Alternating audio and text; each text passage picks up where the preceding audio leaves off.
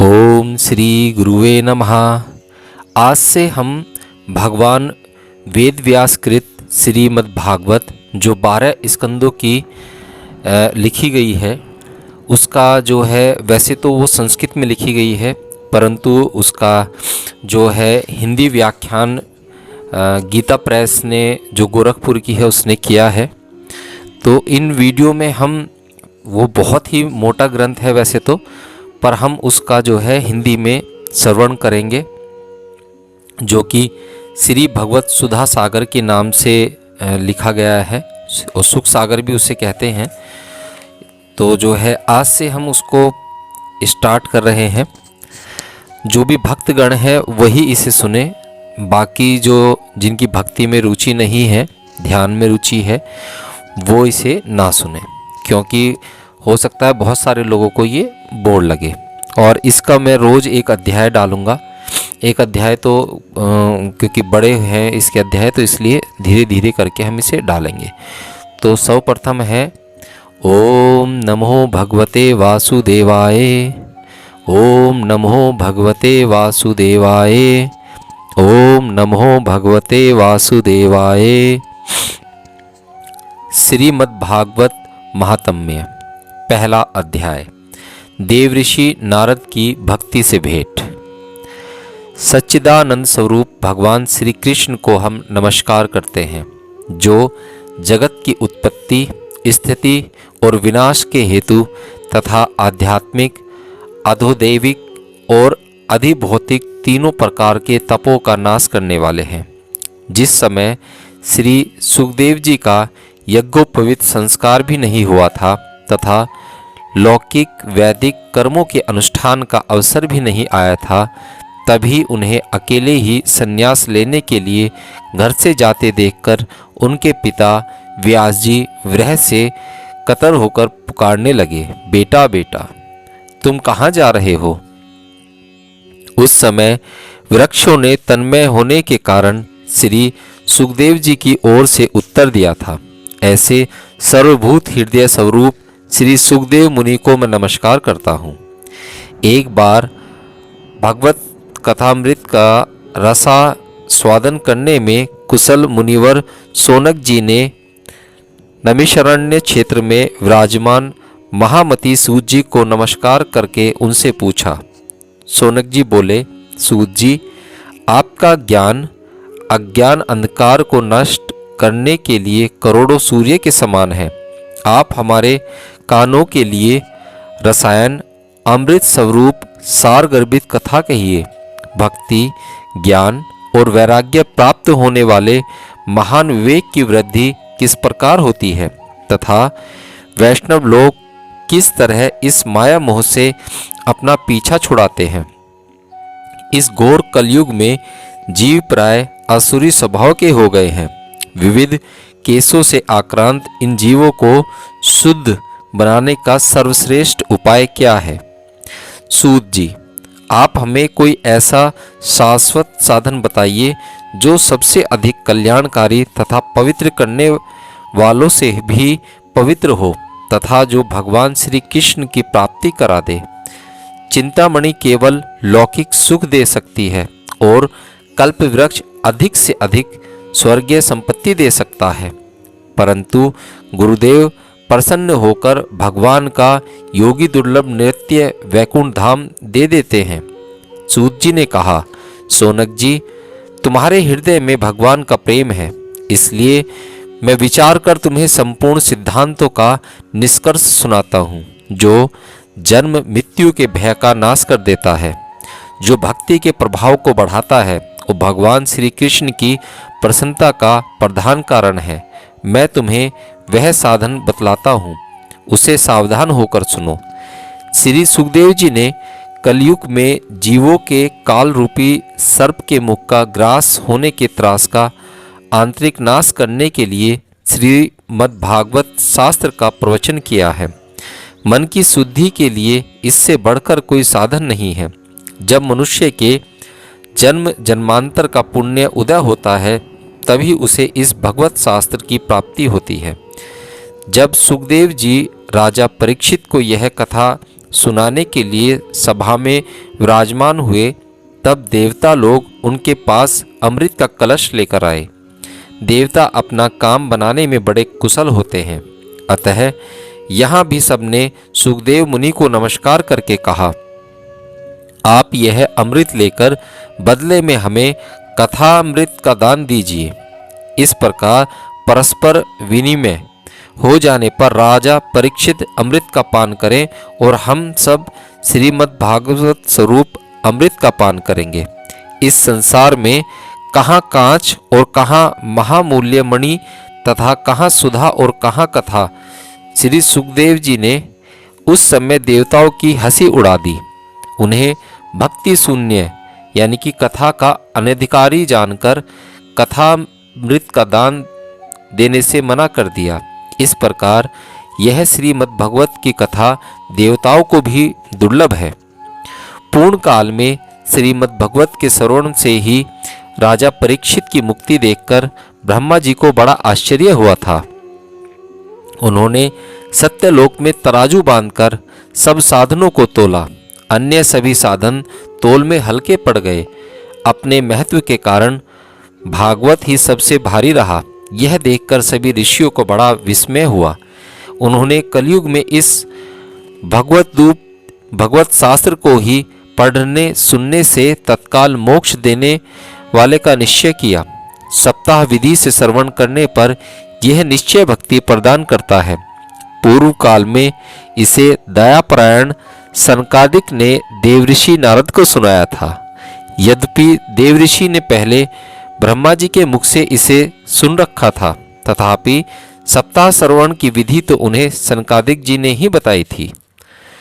शौनिक जी ने पूछा, सांसारिक प्रपंच से मुक्त एवं विचारणशील नारद जी का सनकादिक के साथ संयोग कहाँ हुआ और विधि विधान के श्रवण में उनकी प्रीति कैसे हुई?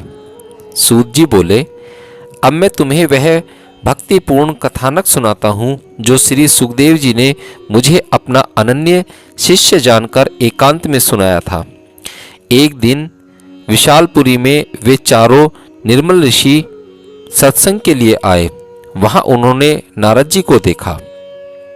सनकादिक ने पूछा, ब्राह्मण, आपका मुख उदास हो रहा है, आप चिंतातुर कैसे हैं? इतनी जल्दी जल्दी आप कहाँ जा रहे हैं और आपका आगमन कहाँ से हो रहा है? इस समय तो आप उस पुरुष के समान व्याकुल जान पड़ते हैं जिसका सारा धन लुट गया हो। आप जैसे आसक्ति रहित पुरुषों के लिए यह उचित नहीं, इसका कारण बताइए। नारद जी ने कहा, मैं सर्वोत्तम लोक समझकर पृथ्वी पर आया था। यहाँ पुष्कर, प्रयाग, काशी, गोदावरी, हरिद्वार, कुरुक्षेत्र, श्रीरंग और सेतुबंध आदि कई तीर्थ में प्रवेश में इधर उधर विचरता रहा, किंतु मुझे कहीं भी मन को संतोष देने वाली शांति नहीं मिली। इस समय अधर्म के सहायक कलयुग ने सारी पृथ्वी को पीड़ित कर रखा है। अब यहाँ सत्य, तप, सोच, दया, दान आदि कुछ भी नहीं है। बेचारे जीव केवल अपना पेट पालने में लगे हुए हैं। वे असत्यभाषी, आलसी, मंदबुद्धि, भाग्यहीन, उपद्रवग्रस्त हो गए हैं। जो साधु संत कहे जाते हैं वे पूरे पाखंडी हो गए हैं। देखने में तो वे विरक्ति हैं, किंतु स्त्री धन आदि सभी का परिग्रह करते हैं। घरों में स्त्रियों का राज्य है, साले सलाहकार बने हुए हैं। लोग से लोग कन्या विक्रय करते हैं और स्त्री पुरुष में कलह मचा रहता है। महात्माओं के आश्रम, तीर्थ और नदियों पर यवनों का अधिकार हो गया है। उन दुष्टों ने बहुत से देवालय भी नष्ट कर दिए हैं। इस समय यहाँ न कोई योगी है, न सिद्ध है, न ज्ञानी है और न सत्कर्म करने वाला ही है। सारे साधन इस समय कलिरूप दावानल से जलकर भस्म हो गए हैं। इस कलयुग में सभी देशवासी बाजारों में अन्न बेचने लगे हैं। ब्राह्मण लोग पैसा लेकर वेद पढ़ाते हैं और स्त्रियां वैश्यावृत्ति से निर्वाह करने लगी हैं। इस तरह कलयुग के दोष देखता और पृथ्वी पर विचरता हुआ मैं यमुना जी के तट पर पहुंचा। जहाँ भगवान श्री कृष्ण की अनेक लीलाएं हो चुकी हैं। मुनिवरों सुनिए, वहाँ मैंने एक बड़ा आश्चर्य देखा। वहाँ एक युवती स्त्री खिन्न मन से बैठी थी। उसके पास दो वृद्ध पुरुष अचेत अवस्था में पड़े जोर जोर से सांस ले रहे थे। वह तरुणी उनकी सेवा करती हुई कभी उन्हें चेत कराने का प्रयत्न करती तो कभी उनके आगे रोने लगती थी। वह अपने शरीर के रक्षण परमात्मा को दसों दिशाओं में देख रही थी। उसके चारों ओर सैकड़ों स्त्रियां उसे पंखा झल रही थी और बार बार समझाती जाती थीं। दूर से यह सब चरित्र देखकर मैं कौतूहलवश उनके पास चला गया। मुझे देखकर वह युवती खड़ी हो गई और बड़ी व्याकुल होकर कहने लगी। युवती ने कहा, अजी महाराज जी, क्षण भर ठहर जाइए और मेरी चिंता को भी नष्ट कर दीजिए। आपका दर्शन तो संसार के सभी पापों को सर्वत्र नष्ट कर देने वाला है। आपने वचनों से मेरे दुख को भी हर लीजिए, मुझे शांति हो जाएगी। मनुष्य का जब बड़ा भाग्य होता है तभी आपके दर्शन हुआ करते हैं। नारद जी कहते हैं, तब मैंने उस स्त्री से पूछा, देवी तुम कौन हो? ये दोनों पुरुष तुम्हारे क्या होते हैं और तुम्हारे पास ये कमल नयनी देवी कौन है? तुम हमें विस्तार से अपने दुख का कारण बताओ। युवती ने कहा, मेरा नाम भक्ति है। ये ज्ञान और वैराग्य नामक मेरे पुत्र हैं। समय के फेर से ही ये ऐसे जर्जर हो गए हैं। ये देवियाँ गंगा जी आदि नदियाँ हैं। ये सब मेरी सेवा करने के लिए ही आई हैं।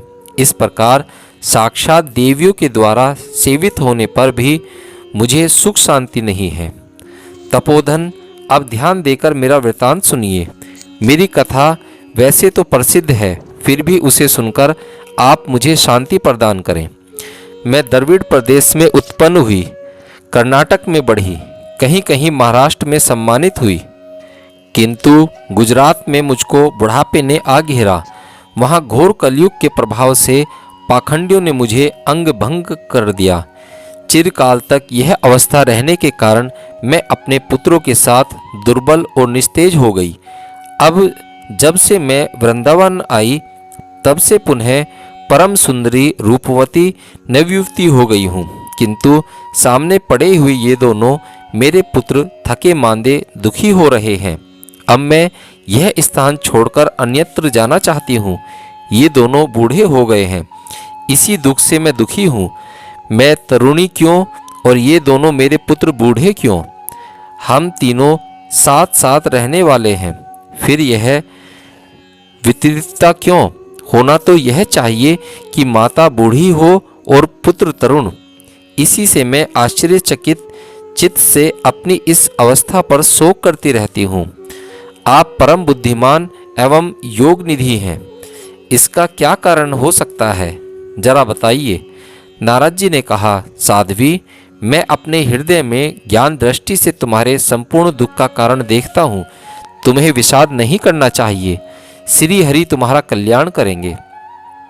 सूत जी कहते हैं, मुनिवर, नारद जी ने एक क्षण में ही उसका कारण जानकर कहा। देव ऋषि नारद जी ने कहा, देवी सावधान होकर सुनो, यह दारुण कलयुग है। इसी से इस समय सदाचार, योग मार्ग और तप आदि सभी लुप्त हो गए हैं। लोग शिष्टता और दुष्कर्म में लगकर असुर बन रहे हैं। संसार में जहाँ देखो वहीं सत्पुरुष दुख से मलान है और दुख सुखी हो रहे हैं। इस समय जिस बुद्धिमान पुरुष का धैर्य बना रहे वही बड़ा ज्ञानी या पंडित है। पृथ्वी कर्म से प्रतिवर्ष शेष जी के लिए भारत रूप होती जा रही है। अब यह छूने योग्य तो क्या देखने योग्य भी नहीं रह गई और न इसमें कोई मंगल ही दिखाई देता है। अब किसी को पुत्रों के साथ तुम्हारा दर्शन भी नहीं होता। विषय अनुराग के कारण अंधे बने हुए जीवों से उपेक्षित होकर तुम जर्जर हो रही थी। वृंदावन के संयोग से तुम फिर नवीन तरुणी हो गई हो। अतः यह वृंदावन धाम है जहाँ भक्ति सर्वत्र नृत्य कर रही है। परंतु तुम्हारे इन दोनों पुत्रों का यहाँ कोई ग्राहक नहीं है, इसलिए इनका बुढ़ापा नहीं छूट रहा है। यहाँ इनको कुछ आत्मसुख की प्राप्ति होने के कारण ये सोते से जान पड़ते हैं। भक्ति ने कहा, राजा परीक्षित ने इस पापी कलयुग को क्यों रहने दिया? इसके आते ही सब वस्तुओं का सार न जाने कहाँ चला गया। करुणा में श्री हरि से भी यह अधर्म कैसे देखा जाता है?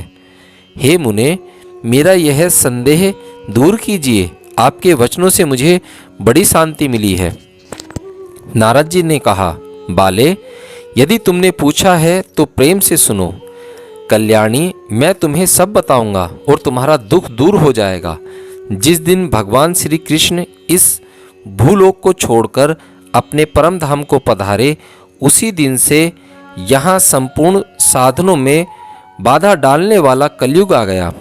दिग्विजय के समय राजा परीक्षित की दृष्टि पड़ने पर कलयुग दीन के समान उनकी शरण में आया।